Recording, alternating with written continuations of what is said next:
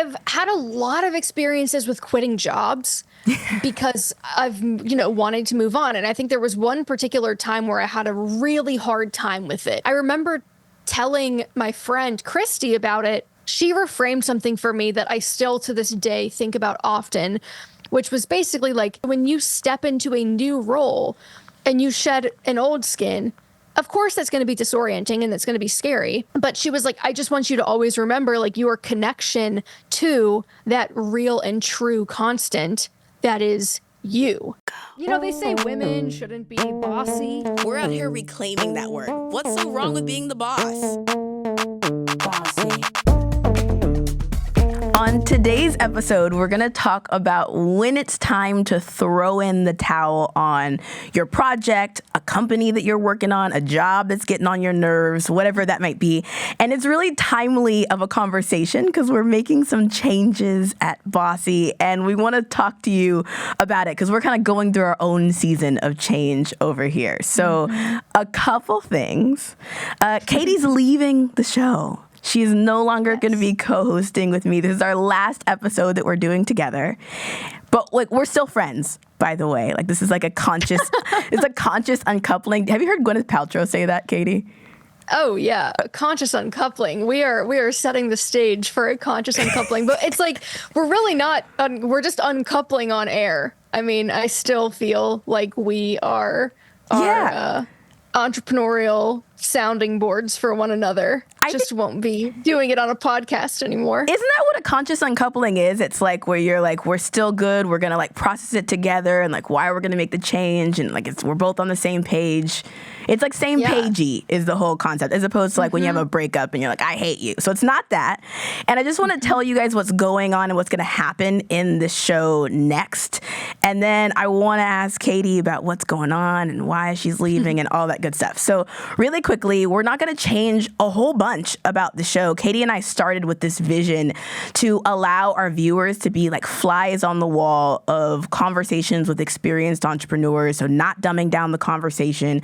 Maybe that means you got to like take a bunch of notes to kind of follow along with what we're saying, but like this bossed up conversation with boss women and some men that are like leaning into their inner boss. So that's going to stay the same. One change is that we'll have a lot more guests. Some of them you already know in other capacities. They may or may not be famous, but we're going to talk about maybe the details of like the moves that they're making in entrepreneurship. So my vision is maybe we have like a 70-30 split of like some big bosses and maybe 30% like folks that you don't know that are just like killer. I call them operators, like they're just in the weeds in the trenches. And also maybe the other small change we'll do is I'm a visual gal. I like the visuals. So we'll do more visual stuff, be out in the field doing boss moves instead of just being in the studio. And I'll let you know when it's a good time to like watch the video as opposed to just listen in. But we'll have more kind of scenarios where it'll be good to be watching. So those are the things that are changing. We're still going to keep moving, but I want to hear from Katie. What's going on? Like what's happening? Yeah, I think this is probably something that people who discovered Bossy through Money with Katie, if that's how you got here, you are probably already somewhat aware of this. But I think that for the last, 24 months, 18 to 24 months, everything that I've been working on has kind of, say, snowballed in a way. Like I had a lot of balls in the air and there were a lot of different things that I was trying and working on and excited about. And I think that sometimes when you have a lot of balls in the air, it's actually kind of hard to get clarity around where you should be focusing your attention. And so I'm coming up on the 3-year anniversary of my joining Morning Brew via Acquihire in, end of 2021, early 2022. Yeah. And so as I'm kind of coming up at that juncture, it's given me a bit of an opportunity to step back and go, okay, so it's been 3 years, long term. What do I really want to be devoting the bulk of my energy to? And you agreed to 3 years, no? Mm-hmm. You agreed to 3 years specifically. Okay. Yep, that was the original term. Yeah. And so I kind of started this year in preparation for that moment or that anniversary to be like, what do I want to devote my energy to in the long haul? And like, what am I happy to be doing right now? And where do I feel like it is taking an inordinate amount of energy? And something that I realized in that reflection was that in the Money with Katie side of things, I really like to write. That was originally why I got into doing Money with Katie in the first place. And the kind of content hamster wheel of having an always on podcast, basically, while you're also like a writer, that was in some ways making it hard for me to produce quality work that I was always really happy with. And on the bossy side, that I kind of realized through doing this show that my interest in business as a subject is actually more limited than I thought it was. Like, my interest in business was interesting to me in the sense that it allowed me to do the things that I wanted to do. I liked entrepreneurship insofar as it enabled me to create and monetize the work that I wanted to be doing. But like, the topic of entrepreneurship was actually not as fascinating to me as I initially thought that it was. And so when I thought back on the bulk of 2023 and like kind of the first half of 2024, I was like, yeah, I mean, I just think I'm doing too much. And at this point, I need to kind of take a step back and start ruthlessly stripping things away to get back to that core competency and then decide, what do I want to add back in? So that's kind of how we got here. You would certainly not be the first one to, like, you sell your company and you agree to a period of time, and then as you get close to the end of that time, you have the like existential questions that pop up about, what do I want to be doing with my time? I would hope that you would be doing that thinking and those questions, and you and I kind of we text back and forth and have these conversations, so I knew you were thinking about this, and so I'm happy. Like, I'm sad because I really like doing this show with you. I like doing this show with you more than I even thought I was going to like doing this show with you. I have learned so much from you, and I can see ways of my life that are different as a result of knowing you. I think like one example is, I think sometimes I have a tendency to like overwork, to like overdo a thing, to like overtry. And I think sometimes you are open to like letting things be in flow and be in alignment, and I'm like, you can do that? You don't have to like do all the things. And that's really like, I'm going to report back soon. There are some things I can't even say yet, but there are some like big ways that I'm redesigning my life around what I've learned from you. So like, this has been such a fun thing to do with you. I think for me, there are some reasons why I made a decision to stay and to continue working on the show. I think for me, Bossy is this like fun, creative outlet and like growth portal for me. I think for you, like content and content creation is your full-time job. It for me is kind of like my side project. And I think maybe that kind of forms how I think about it. But when I look at myself a few years ago, I sometimes like look and I'm like, what the heck? Like, why was I making that decision? Like, why am I wearing that? Like, why am I thinking small? Why was I thinking small like that? And I've noticed myself going, oh, that was pre-Bossy. And I think that tells me something about what the project has like done for me. Like, there's a clear delineation for me of like Tara pre and post Bossy. And I think for me, portals like that in my life are important ones that I kind of want to like, I want to spend a little bit more time in this incubator of growth for myself. I typically choose projects because they grow me. Like, I love that we get to like serve our listeners and serve our viewers, but I also want to like, part of what I'm up to in the world is like evolving and changing and like doing that publicly and letting folks watch my own growth. And so it's been such a good tool for that for me. So I want to kind of like stay in that incubator a little longer. Also, the second reason I decided to keep working on the project is I'm saying no to a lot of other things in my life right now. And so this project felt like a good, like, okay, wait, everything is changing right now. Like, what am I going to hold on to? I would like to have something that feels like it's not changing underneath my feet. And so this is also that for me. Yeah, I mean, it's a source of continuity. I think that there's something that, for one thing, I really appreciate you saying that. And I think that I do want to echo that back, because I definitely felt as though a lot of the changes that I have experienced in the last year were the result of in some ways, Bossy was very meta because I would be like working on Money with Katie and thinking about things all the time, as it pertained to growing Money with Katie and where I wanted to take that brand. And then I would step into the Bossy seat and go to New York and kind of enter this alternate reality. Like, I live in Sacramento, but we always filmed Bossy in New York, and I'd always stay in the same hotel. And like, there was this very specific routine around the filming. And so it did kind of feel like stepping into an alternate reality, floating above it all, shifting everything around, talking through it with you. And I always left those weeks feeling both exhausted, but also very energized and re-inspired. Yeah. And so I think that there was a lot that I got out of even the process of doing it, that now when I think back on some of the ways that I think about business or I think about what I want to do next, it has been very much informed by doing this. So I think that that's almost I don't know, maybe it's a point worth stating, because it feels like sometimes it's like we did this for about a year, or I did it for a year. You're going to continue doing it. Yeah. But we started it about a year ago, and from a content perspective, not every podcast that you do, not every piece of content production that you set out on has to be an always on indefinite thing to be considered successful. Like, for me, I feel like I got what I needed to get out of the project, and I now have a better sense of like, okay, what does sustainability feel like? Like, what are the topics that I feel like I always am going to have an endless amount of stuff to say about?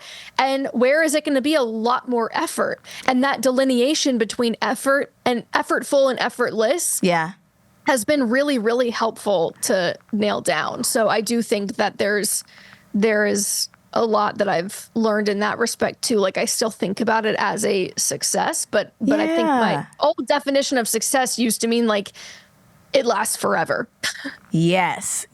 One of the things that I actually think you have brought to the table and kind of had me think about a lot was like the core of like your methodology for the decision that you made. I think I've heard you talk about like, what are the projects I want to be doing long term? And I think that like there's this kind of debate on the table about like, which approach should you have? A, you should keep the projects that are based on what you want to do long term, or B, you should focus on projects that like spark joy right now and like don't worry too much about the long term. And it sounds like kind of you and I are taking different sides of that debate. There's no right or wrong, but is that true? Are you thinking about like here's what I want to talk about and write about long term? Yeah, I think that so for a long time, my professional goals and kind of the guiding light, this is something that I'm currently working through and unpacking, and it's also a little bit meta given the things that I talk about on Money with Katie, but so much of what I prioritized was like, what is going to boost the bottom line the most? Like, how am I going to generate the most income? And what is going to be the most quote unquote successful, as defined by, like, in my world, success and money were synonyms, right? So like that was the lens through which I was judging opportunities. And I think this switch to long-term focus for me versus like short-term bottom line, what am I going to make this year, has been driven by, I think, a recognition that the things that I really wanted were to become a better critical thinker, to surface more interesting insights, to be a better writer, to bring a new level of insight to a conversation that's happening in culture. And that those things actually have nothing to do with money or busyness or prestige or success. Like, in many ways, they're actually kind of diametrically opposed to them. So I think that when I started thinking long term, that was when I noticed, oh, really my like ideal version of life is like padding around a house and like reading and writing a lot. So why am I kind of running and building in the opposite direction when the place that I actually want to end up is like way over there? Yeah. And the modalities you want to be in. I think for me, I'm thinking, so the company that I've run for almost 10 years. I have so many like long-term projects. And I think I'm right now in a season where I'm trying to ask myself like, bitch, why can't you just have fun? Like, what kinds of projects can you do? Why do you have to plan everything? Why does everything have to be long-term? Like, what do you just want to do for fun? What makes you feel self-expressed? Like, I think I'm trying to like optimize for fun and self-expression. And I know that the version of me 10 years ago, like that girl had no clue. She had no clue like now what I would have wanted to be working on and doing. And so I kind of am feeling I'm in this era where I'm like, let me not try to guess what I want to be doing long term. Let me just like frolic. I'm trying to like frolic a little bit more in my life. And I had a therapy session and then I had a conversation with my friend right after, my friend Danielle Leslie, who you know, and she's been on the show. And she gave me this feedback and she was like, I feel like you sacrifice pleasure all the time. And I was like, and how did that feel? Did it resonate? It really resonated. That girl is right. She right. You know, like when your friends tell you something and you're like, damn it, you're right. Yeah, you're like, oh, you see me and I feel so exposed. Yeah, like I wasn't trying to be seen in that way, but it really like smacked me upside the head. Like I sacrifice pleasure all the time because like I'm doing this like long-term thing. I'm focused, I'm grinding. And so like I'm really trying to optimize for like self-expression and fun and play. And this project has really been one for me for that. I look at like when we started the show, there was like an alter ego I wanted to step into. And like now I am that bitch. Like, I'm not stepping into any alter ego anymore. Do you feel like you mentioned frolicking. Yeah. The thing that immediately came to mind was like, do you have the space to frolic? Because I think that was something that I realized kind of apt to the plate spinning example is like, if you got too much on the plate, there's really not room for anything else. Correct. And I think I'm curious, like how you view your plate right now. Like, have you taken off enough stuff that you're like, all right, now there's some room to like mess around? No. There's not a lot of space to mess around, but I think I'm in the middle of a redesign, and I think there's some things I can't talk about yet, but there will be some things moving around, and I think just the things I'm choosing to keep are the things that feel most like frolicking. I think we're both doing that in a way, right? I see. But I think that like one other framework of a way of thinking about like when's the right time to be doing stuff versus not doing stuff at work, at business, et cetera, is like thinking about these seasons of yes versus seasons of no. Mm-hmm. Yeah, Shonda Rhimes, I think, wrote that book, Year of Yes. Year of Yes. So everyone knows who Shonda Rhimes is. She's a legend, but she's the producer, the writer, the creator of Scandal, Grey's Anatomy. Yeah. Maybe you've heard of them. And the book talks about the way that Shonda decided that she was going to say yes to everything that scared her for a year. And then it's a little bit like exposure therapy. Like when you start just putting yourself in the midst of it and being like, oh, I'm going to do it scared, then it kind of takes the wind out of the sails of that fear. And I think you it's almost like turning on the lights in the dark room and going, oh, there's actually nothing to be scared of in here. It was the unknown of what was in this room that freaked me out. But now that I'm like looking it square in the face, it almost reminds me too of, I saw this tweet the other day, this gal that decided that she was too risk averse. Like she felt like she was playing it too safe in her life. And she identified that she had this really crippling fear of rejection. So anytime she felt as though she was going to be rejected, she just wouldn't even put herself out there. And she was like, all right, the goal this year is to get, I forget how many rejections, but to get a certain number of rejections. And the kind of amazing outcome of that endeavor was that she found that she actually ended up getting way more acceptances. Like she was actively seeking out rejection in her life and accidentally basically created like her dream life because she just unabashedly went after the things she wanted and was like, well, I want to get rejected, so let me put myself in that position. And then was like, oh, turns out I got rejected way less than I was afraid of, would be the case. Interesting. So Shonda's model is like, say yes to the things that come to you. So like if your friends, like, do you want to go for a walk? You say yes. If your boss is like, hey, do you want to work on this new project? You say yes. Like you just kind of like are in the constant motion of saying yes. Yeah. And you can't say no to stuff. And then I don't know if you know this girl's name, but like this girl on Instagram. I can't remember. Okay. She was like, it's not like what comes to you, you're going to say yes to. It's like, I'm going to pitch myself for opportunities and I'm going to assume that it's going to be no. But assuming that it's going to be no ends up bringing a bunch more yeses. But I'm still going to like keep actively pitching myself. Yeah, and I got the sense that it wasn't just, I think that it definitely had career impacts, but I got the sense that it wasn't limited to like career and academics and like success in that traditional sense. I think that it was like her goal was just to rack up as many rejections as possible. So anytime she was in a situation where she thought she could stand to be rejected, she would you just put your hat in the ring. Constant reps of putting your hat in the ring. Yeah. That's a really good distinction, though, of yes to everything coming your way versus seeking out rejection as a means of kind of like exposing yourself to risk and like realizing that it's actually not that risky.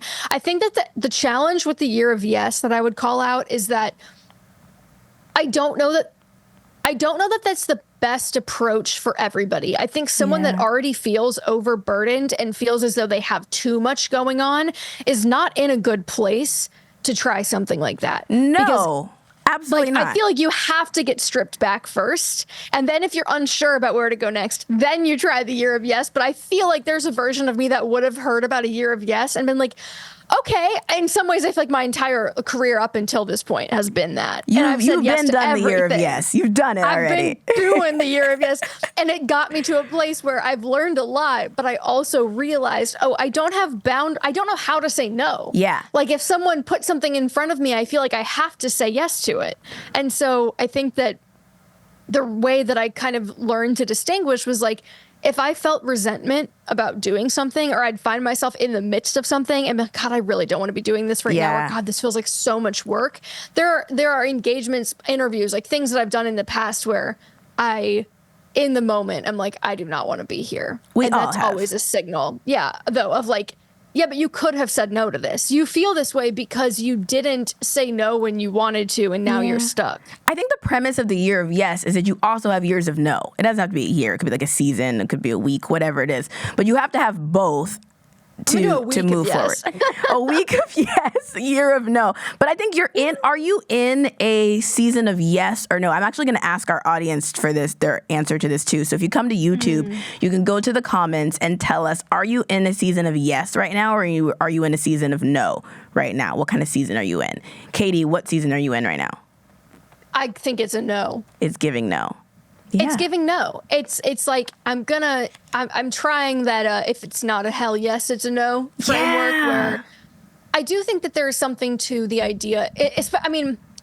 I have to say I'm not sure if this is applicable for like the type of business that you run, Tara, but I do think that in my experience with like kind of purely creative pursuits where like you are really just like producing work that people are going to consume and like you want to move someone. I think that Susie Batiste used to talk about whether or not an idea felt alive. And I often find myself coming back to that because it is kind of an ineffable quality. Like you can't really articulate why something grabs you, but if it does, it's like, oh, well, I'm not going to question that. Like I know how it feels when something is like irresistible to me and I just like want to dig deeper and something feels really right. That could be a piece of content like in your business. It also could be like, we're going to add a new line of business. We make t-shirts and we're going to add sweaters now. Or like we do consulting on X topic and we're now going to add Y topic. But does that idea feel alive? And even if you start the idea, maybe you might need to quit it. We talk about quit as like a bad word, but I'm not convinced that quitting is a bad thing. Like we have this culture about being like resilient and powering through. And I think there's beauty in having a practice of quitting the things that aren't working for you. Like, girl, there's some stuff you should quit right now. You know that. And I love the bravery that you have right now to be like, wait a minute, like what are the things that I need to quit right now? I'm curious if there are other things in your life that you have quit and it went well.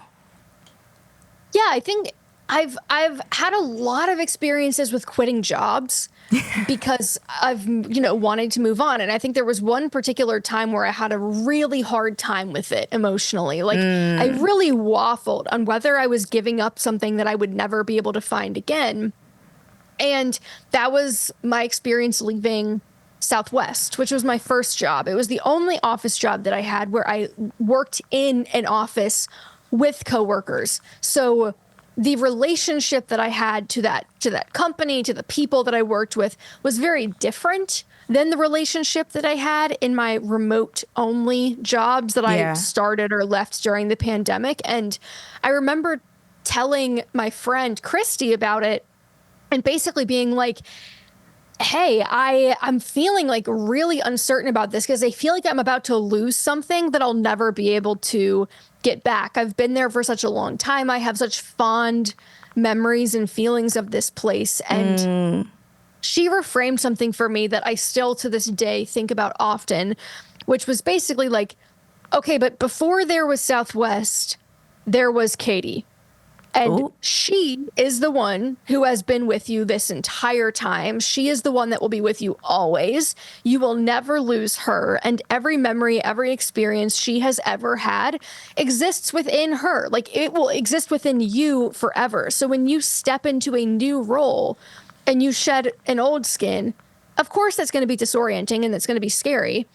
But she was like, I just want you to always remember like your connection to that real and true constant that is you. Yeah. And you are the one that brought what made that experience successful to the table. And you are going to bring that to everything that you do. So there's really no losing that. Like the thing that you're mourning right now, I think, is the version of yourself that you feel you have here, but So that is within you. when you think about yourself at Southwest and kind of about to leave, can you think of what you realize, oh, this is the thing that I bring to the table that makes this job good? Like, can you identify what it was? It's just like the Katie vibe, but like, are there particular parts of you that you brought to the table that you're like, oh, I can take that anywhere? I think, yeah, I mean, I think in that instance too, the people really were fantastic. So Yeah. I do feel like it was really lucky that I got to work with such awesome people there and the culture was so good. But I think that like the reason that I felt like I had success there was because of the way that I approached the job. Like there is just a certain level of like curiosity and proactivity that I felt like I was able to bring to it because I Yeah. genuinely felt interested. Like the airline industry is fascinating. It's Yeah. so complex and it was just almost easy to bring that approach. And I think that magic is something that as long as you're continuing to focus on things, I guess speaking in the third person, as long as I am able to continue to focus on things You can do it that anywhere. bring out that part of me, I can do that and replicate that anywhere. Yeah, no, that makes a lot of sense. It reminds me of something my friend Danielle was saying about her dating experience, because she was saying that she would go on dates with these guys and it would be like really exciting. The date would be lovely. She'd be like so fascinated on the date. And then like afterwards it would kind of like taper off the excitement. And I think she realized like, oh, like I'm the one at the date like sharing my story, sharing my life, all these things about me. Like I'm interested in, like I'm the magic. It's me. It's me that's the magic. That's what I hear you saying right now. It's Katie that's the magic. To myself. I'm attracted to No, but it makes myself. sense. It's like how you feel in. Yes, I think that in dating is a super apt analogy because so often I think we mistake attraction for someone else as just attraction to the version of ourselves we feel like we become with that person. Yes.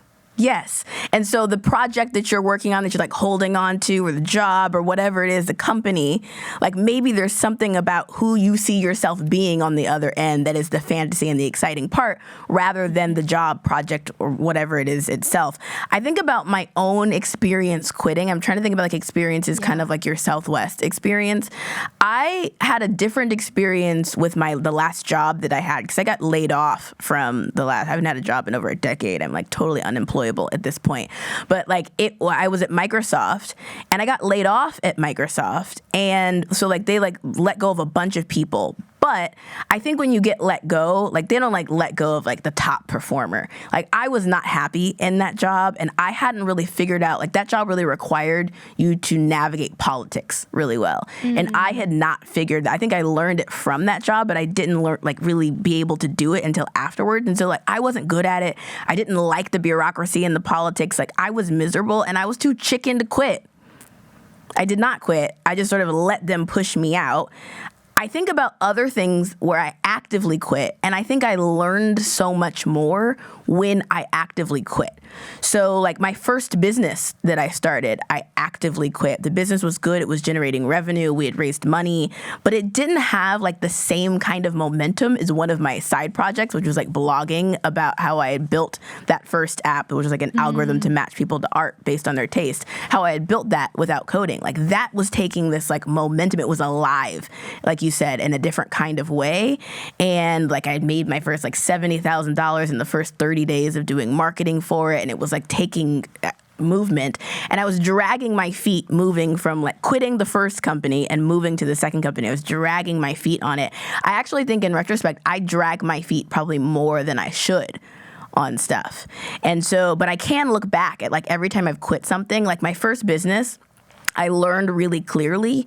I think the biggest thing I learned was like how to build something people are willing to pay for. I don't think that concept really like I got with proficiency. Like some things are hobbies and some things are businesses. And I don't think like I really learned that delineation until like I did the first business and needed to quit it. I think my first job at Microsoft, I learned what kind of manager I didn't want to be. Like that was the thing I got from it. But it's never really clear until I get some distance. Like the learning comes after the removal or after the quit or after the change. And so I think quitting is this beautiful thing because of that. Yeah, I mean, it reminds me a little bit. There's a parallel with the creation of Slack that I'm sure pretty much everyone listening to this, Slack is a daily part of your life. But originally, Slack was just the internal communication tool that was used for a company that was developing a video game. And so in 2012, the guy in charge of the video game that they had built this little thing on the side to help them communicate while they were building it was like, oh, this video game isn't going anywhere, but this messaging tool that we've made just to support our own efforts actually there might be something here. We might have a path to profitability with that. And so in 2013, they launched to the public and then like slowly but surely build up this massive company. But it's just funny because that does strike me as like very similar to what happened to you, like the thing you were doing on the side as part of the what you thought was the main focus. It was like, oh wait, no, I had this wrong. Like the main focus was just like the avenue that this other thing was going to come into the world in, but like that other thing is the thing. It just didn't feel as clear at the time. Like in retrospect, it feels really clear that, oh, that was the thing. This was not the thing. But in the middle, it just felt mucky and messy. I'm curious, Katie, do you have friends or like people in your life? Because sometimes it's easier to see from the outside. Like, do you know people who you think they should quit something? Oh man, yes, there is someone that I'm close with that I think from the outside looking in. Yeah. I think that it's objectively clear that she does not like the job that she's doing, that it is underpaying her, but because of the practical constraints of daily life and needing money, she feels as though it would be silly and inefficient and irresponsible to quit before she gets another job. But I think that that's almost the trap, is that she's not going to find another job until she quits, because right now she's barely devoting any energy to finding the new job. And I think sometimes it is the ripping off of the Band-Aid and the throwing yourself off the cliff that actually forces you to like learn to fly. As long as you're sitting there semi-comfortable in the thing you hate, well, it's the devil you know, right? Like our brains love familiarity. Even if the thing that we're doing we don't even like, if it's the familiar thing, it's almost like you're too comfortable and you kind of need the pressure and the fire to actually start taking action. And so I think that's partially why I am so passionate about financial literacy and people building up little independent war chests so that you never feel as though you even have that excuse to fall back on. Like, if you have the money to go 6 months without a job, if you have prioritized making that emergency fund, a major priority in your life, then you can go, all right, well, I'm going to pull the ripcord and I'm going to give myself the 6 months to find something. Yeah, but no, that's interesting. Without that safety net, you really don't have an option. And so I think that in this individual's case, like, I do think that she could enact those steps. And I hear her all the time talking about wanting to quit. Like, yeah. Sometimes I think that's been the case for like years. Sometimes you could have the safety net, or at least have a piece of the safety net, and it still doesn't feel like it's enough. It still doesn't feel like it's gonna like hold you. Like, I think the fear around quitting sometimes trumps the actual reality that like you're well educated, you probably can get a job next, like you probably will be able to find something like that. It doesn't necessarily trump that fear.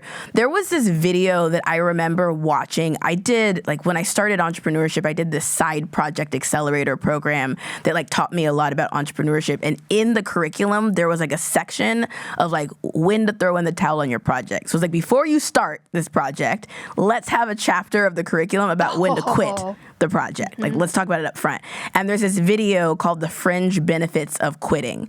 And so there's a couple things she talks about. Like, one is this, like, the fallacy of sunk costs. That it's like, I've put so much time, so much energy, so much effort into this job, this business, this project, like I can't let it go. And contrasting that to like opportunity costs, which I think is what you're talking about with your friend too, about like there's quitting it opens up the door to like all this other opportunity, including finding the new thing, or including starting your next business, or including like scaling the new line of business, whatever it is. Because once you closed off the old line of business, and that dichotomy of like people feeling like, oh, I need to hold on to all the things that I poured into this is like usually not true. Usually there's more opportunity costs than you're gonna like lose from what you put into it. And she also, and that's not to say that like you don't, I mean, I think in her case, like I said, objectively, there are legitimate reasons that she should stay. Like, I think that the assessment that she's making is very rational, but I do think that it's kind of like the quintessential example that I think a lot of people end up finding themselves in, which is like, you take a job for the money, or you start walking down any path because you need the money, as we all do. But then you kind of don't really take a step back then a couple of years on and go, well, I'm not really happy with this. Like, I don't really like this. I don't really feel like this is what I'm supposed to be doing.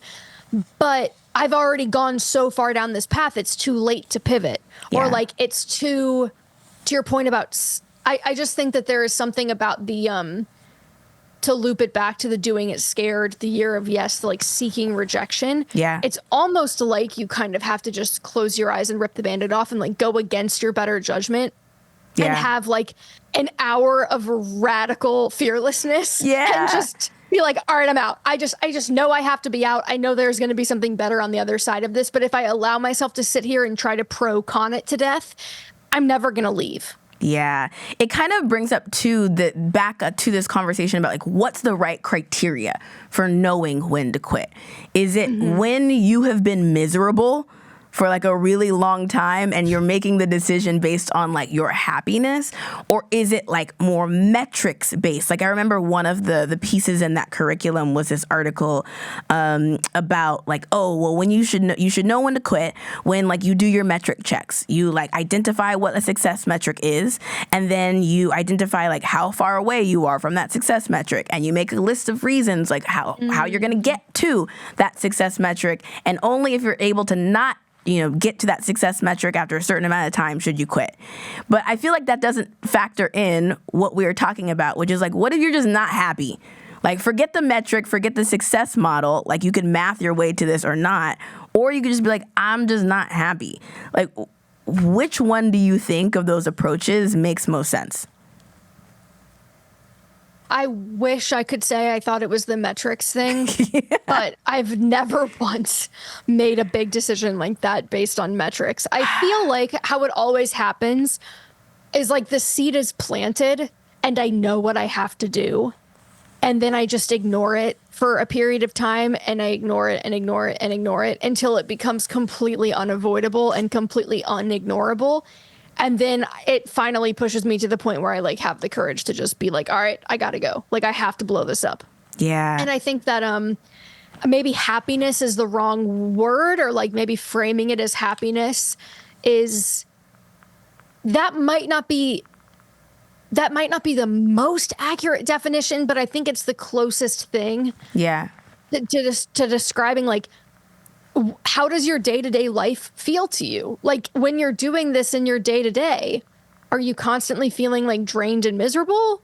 Or are you energized and excited and like, do you look forward to the work week because you are, ready for a new challenge? Like, I do think that there is some hidden costs to like the apathy and the complacency that can breed when you kind of are settling for something that isn't really what you want to be doing. And I don't know if that's happiness per se, but there are a lot of quick ways to get happiness that aren't actually like long-term. Yeah, you're saying like it's so not I think about. That's why I like bristle at the word a little bit. Because you're saying you could have like a spike of like a happy week with work, a happy week with your company, and then just have like a really crappy one. And is it like, oh, okay, we had a crappy week, so now I should quit the whole thing? No, probably not. Exactly. It's like, I mean, in a broader sense, it's like you can do a bunch of coke and feel happy, but it's like, is that actually like a sign that that's the path you should be going down, is drug abuse? Like, obviously not. Yeah, so yeah. I think that I'm struggling to find the word for it, but it does feel maybe like meaning. Like, are you at least are you deriving meaning from the thing that you're doing? Like, is it bringing you closer to the person that you want to be? Yeah. And I think that might be what a lot of my own hang-ups were coming down to, was like, when I think about work as a mechanism for getting closer to that, I think about the concept of sustainability. And like, can I see myself doing this for the next 20 years? Yeah. And I think I was just running myself into the ground. And I realized like the fact that I keep fantasizing about disappearing for 6 months is like a problem. Like, that is a sign that I am not approaching this in the way that I should be. And that so you should quit some things and take some things off the table. Yes. Yeah. So I think that like, I don't know, if you regularly fantasize about disappearing for a year, like maybe that's a sign that you have overcommitted or you have wandered too far down the wrong path. Because I don't think that that's how it should feel. Like even when you are in the thick of a really challenging time at work, or you're building something and it's really challenging, I still think that like when you're challenged by the right things, there's like almost an addictive quality. You're kind of maybe secretly really enjoying being in that struggle, because it feels like your struggle. Like, it feels like you're struggling towards something that matters. Yeah. Which is the whole point of entrepreneurship. If it feels pointless, then like, that's probably a signal that like, this isn't struggle for meaning. This is just like struggle because I am pushing against something that like, I should be feeling pulled, and instead I'm just like pushing the boulder up the hill. Okay, so I'm going to ask our listeners and viewers to chime in on this. If you can come to YouTube, this is the assignment. We're all going to do this together. I'd like to hear in the chat one thing that you are maybe you should quit, right? That you're not struggling because it's fulfilling on it. You're struggling because it's not and it's not really meaningful. Struggling and not meaningful, and maybe it could be on the plate of something you could possibly quit. If it's feeling too hard to like wrap your head around like, oh, I couldn't quit this, at least put something that you're like struggling on that doesn't feel meaningful. Type that into the chat. We'll kind of all do it together to see what those things are. And Katie, like, I commend you so much for designing your life intentionally. Like, fuck yeah to that. I'm sad that you're not here in this chair right here next to me, but I'm so proud of you. And I think the things that you're inspiring us all to put some things down. And I think that's a good idea for most of us, particularly women, right? Like, we're all juggling way too many things. Thank you. Well, it was an honor to do Bossy with you, to bring this into the world, and I appreciate the grace as I grapple with my own quitting journey here live on air. Yeah, I think there's some best practices for how you should quit something. I think one of those is to like share with your audience and share with your community what's happening. You can write a letter, whatever that might be. This is kind of our version of our letter. But I'm really excited about some of the things that are happening next for the show. Katie, you are welcome to come back and talk about finance and relationship to entrepreneurship. Guest host. Yes, and come guest host. I would love that. And we are going to be putting out some previews of some of the new direction of the show and new things that are coming. So I'm excited to share it with all of y'all, including you, Katie. Perfect. I can't wait. Lovely. Okay, we're going to wrap here. Thanks, y'all. Stay bossy.